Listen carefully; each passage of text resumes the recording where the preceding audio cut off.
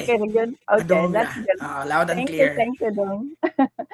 So again, good morning from a side of the world. Diha sa atong mga online friends nga nagtanaw karon. Or maybe good evening or good afternoon from wherever you're watching us from, live or on a replay. So I am a nana of two young adults, a care of a stroke or a husband, a nana to five lovely dogs, an ESL teacher on the side, and of course, a proud digital business owner. So, ang question dong ba, three things I wish I knew when I first started this business. Murag dili kayo, murag malahi ang ako ang perspective ani. So, when I first started this business, to be honest, I didn't really have clear expectations. Kay wala man jud ko idea kung unsa ni nga business. So I wasn't really thinking, this is exactly how my future will look. Nothing like that, di ba? So ang ako ra gyud ato because I had what I had was trust ra gyud sa akong mentor at that time. So I trusted the person who introduced me to this business, and I came with a willingness to learn, explore, and of course absorb. Try to absorb everything I could. Kay pwerte jud nagana. So looking back now, there are three things I eventually discovered that completely changed the way I see this journey. Grabe jud ang kanang turn ba 360 degrees turn. So number one, I discovered that success comes from learning and not from already knowing everything. So kinsa intay kung kay ba siguro tatanandaan no ambot na lang marag dugan na siguro kay tang na milyonaryo. But sa pagsugod nako daghan kayo kog daghan kay tag wala nahibaw-an.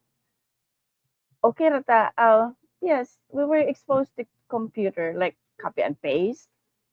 Okay ra jud na kanang copy and paste himo sa imong sa Facebook nimo kanang cover photo or imong picture butangan nimo picture. But like technology, this kind of technology and online marketing, even going live, this you know, never jud this ato ang huna-huna before, di ba? So, ang ako lagi sa una, I just want to have a business. Kung unsa man nga business, anyway, kailaman ko sa akong mentor. So, and I realized, dili di ay kinahanglan expert ka sa sugod, 'di ba? Dili ta expert aning live, dili ta expert anang unsa ng online marketing, unsa ng digital or unsa pa ng mga kanang parts sa atong business. Ang importante ra gyud ay teachable ka. Teachable ta or willing ra gyud ka makaton. So number two, I discovered that this is more than just a business. Di ba dong, Sis Belle? This is more than a business. It's a community. Very supportive community. Kanang dili ka mag-expect like when I was working as a teaching assistant, of course, kanang multicultural mga community. So I met mga European people, American, from South Africa, from India, from all over the world. So nagtuo ko atong nawala man ko sa trabaho, so mo shrink ang world. But this wala jud ko magtuo nga like my world will expand. Grabe ang expansion sa akong community. I never expected to become part of a thriving, grabe ka thriving, growing, so thriving organization filled with leaders who genuinely want to help people grow. Like, kung wala pa gyud din ako ma-meet sila, I don't think I will be, I will have this kind of perspective, this kind of mindset, this courage to go live. Dili pa gyud sa social media nga. Di ba? So, grabe jud pagkausab. And I've met mentors, friends like this, this kanang ako mga kauban karon dong Ryan and Sis Bell and more mga Bisaya nga naa diha ra nagpahipi sa all over the world. and co-business owners from different parts of the world who inspire, encourage, and lift one another. Matod pa, sa atong culture, di ba? Madunggan jud na nato nga kanang crab mentality. Grabe kay na karampan sa una. Pero in my world right now, wala na jud na nako wala na ako ma-meet because I'm in a world where people, encourage, inspire, kanang mo push good mo to your success. So that has been one of the greatest blessings of this journey. And the last one, number three, I discovered that this was the business I had been praying for without. So, katong when I was just, starting as a young parent, katong young parent pa ko, like you dong. So, na ko mga toddlers, ang wish good na ko ato. Or even a prayer and hope na I will have something I can do and earn at home while taking care of the family.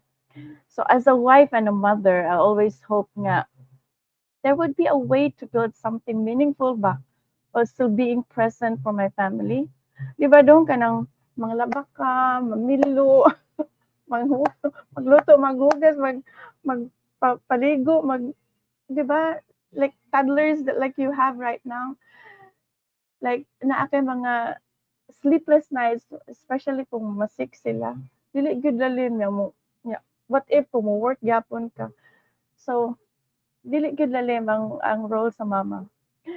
So I know how challenging it is to balance work, children, household responsibilities, and everything else that comes with being a woman, Sis Belle, di ba? So looking back, I can honestly say found the one I had been looking for, not because it's perfect, but because it aligns with the life I wanted to build. A life where I can continue learning, contribute to my family's future, and help empower other mothers to believe that they too can create more choices for themselves. So if you're listening today and wondering if there's something out there that fits the life you want to build, don't be afraid to explore because I've found it. So sometimes the answer to your prayers doesn't arrive exactly the way you imagined. When it does, you'll know why the journey was worth it. And that's it from me, Doing. Thank you so much. And thank you for all the support, kanang, for being so happy for me, for the blessings I received yesterday nga. Grabe ka unexpected nga. Nag-check ko din Coach Ella. So thank you for everything. You too. You two are part of my business blessings and my success too. Thank you. And